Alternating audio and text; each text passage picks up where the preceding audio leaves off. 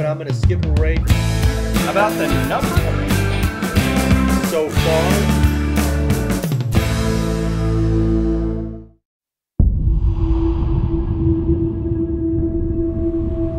I lost everyone I've ever loved. Then they locked me away. A young girl chops up zombies and takes down dragons in one of the biggest movies of 2011. Good evening, ladies and gentlemen, boys and girls, and welcome back to another week at the movies. My name is Nathan Ligon, resident film critic here at Shot and Cut Films, here to talk to you about what's going on this week in theaters and on DVD. The first movie we're going to discuss, Sucker Punch. To reach your own paradise, just let go. What you're imagining right now, you control this world. Flashy, depressing, exciting, and uninspired are a few words that kind of explain the mixed bag that is Sucker Punch, director Zack Snyder's latest digital adventure. Sucker Punch is the story of a young girl who is thrown into a mental institution after a failed attempt at the murder of her abusive stepdad. Once reaching the institution, we are plunged into a world that is completely made of our young heroine's imagination. At least, that's what I'm guessing because the movie never explains. In that imagination, the institution is a burlesque-style nightclub where the warden is an abusive manager that forces her to dance for paying customers. When she starts these dances, we are taken even deeper down the rabbit hole of her imagination and into a total video game fantasy world, where anything is possible. In this world, with the help of Zen Master Scott Glenn, she discovers how to escape. It is in this world that Sucker Punch finds its only real reason for existence. The action sequences involving samurai, dragons, robots, and Nazi zombies are truly spectacular entertainment. It's almost everything else that's the problem. I found myself wondering, why is she imagining a nightclub? Was the nightclub real? Who are these characters with names like Blondie, Sweet Pea, and Baby Doll? Why do I care about them? This went on most of the film, and made it quite difficult to enjoy the eye candy this movie was clearly made for. If you're going to try something like this, then you either need to make it simple, stupid entertainment, or you have to give me characters to care about. So, if you can turn off your brain, this is good fun. The rest of you may feel like a mindless Nazi zombie or a confused robot, just waiting to get chopped to bits. 2.5 stars for Sucker Punch. I took a math test today and I'm pretty sure I flunked it. Oh, Greg! But look! I got a C-. At least you didn't fail. Our other film in theaters this week is Diary of a Wimpy Kid, Roderick Rules, the next chapter in the popular kids series about a weak preteen who goes off to face the big bad world of grade school. This time around, little Greg Heffley is tackling the 7th grade, and his new master popularity plan is to win a date with the new girl in school. However, in order to win the girl, and in turn the popularity he so craves, he'll have to get past his annoying older brother, standing in his way every place he goes. That is, until a big secret makes them develop a truce they would never have expected. I enjoyed this film up to a point. The entire arc of it is at least rooted in a concept of reality we all once faced, and I'm sure that younger audiences will enjoy this film fine. It's filled with lots of childish fun. However, those of us who lived through this time in our lives will have a harder time getting over how fake this really is. The film gives us one familiar situation after another, and then blows it way out of proportion. It's kind of like Meet the Fockers for the under 13 crowd. So, in conclusion, while the first one had a little something for everyone, this sequel is a movie that only the kiddos will completely enjoy. 2.5 stars for Diary of a Wimpy Kid 2. Next up on Coming Soon to Theaters, we have one of the biggest summer action movies of the year. The original Avenger himself, Captain America. Rogers, Steven. Just give me a chance. Sorry, son. I'm saving your life.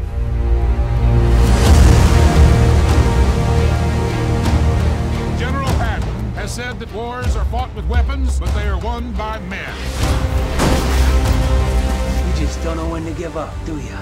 I could do this all day. Our goal is to create the greatest army in history. I should be going with you. Look, I know you don't think I can do this. This isn't a back alley, Steve. It's war. But every army begins with one man. 5 tries in 5 different cities. I can offer you a chance. He will be the first in a new breed of super soldiers. Why me? Because the weak men knows the value of strength, knows the value of power. That wasn't so bad. That was penicillin. We are going to win this war because we have the best men. Now, Mr. Stark. Nay, will personally escort Adolf Hitler to the gates of hell.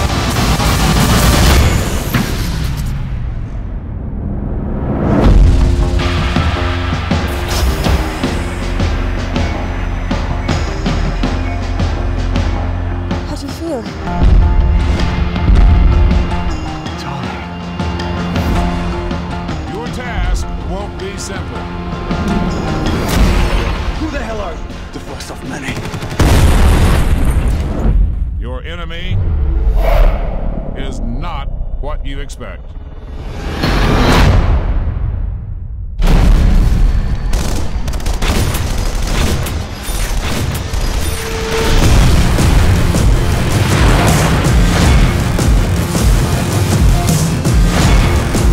I don't know if I can do this.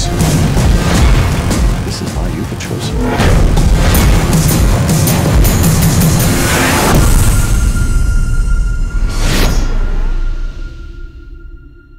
What do you think? I think it works. All right, next we're going to talk about what's new on DVD this week. First up on DVD this week is The Tourist.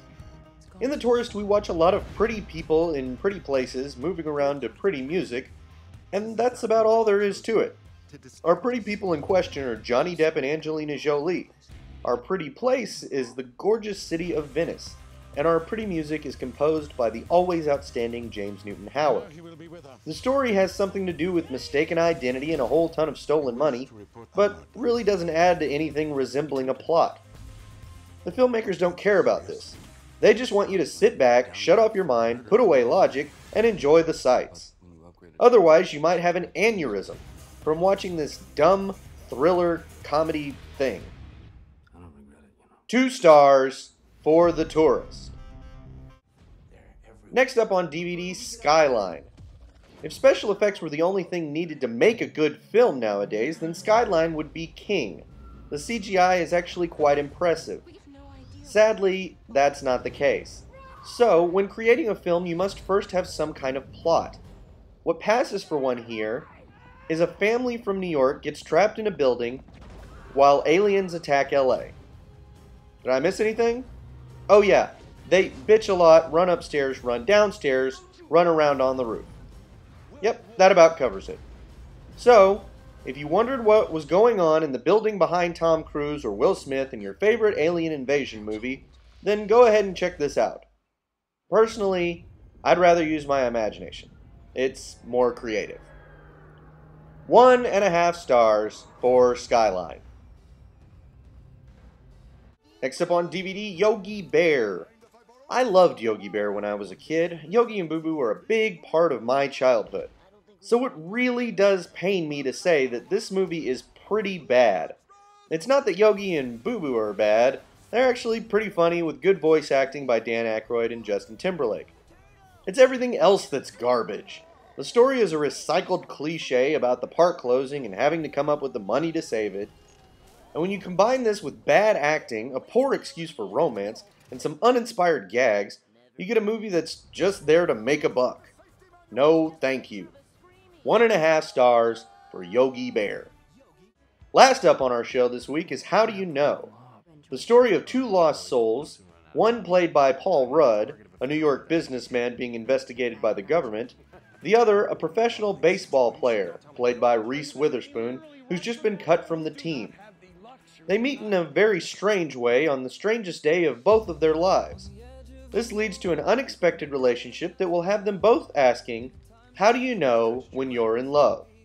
I love the actors, I love the director, I only kinda liked the movie. This is mostly because I had a hard time believing what was going on.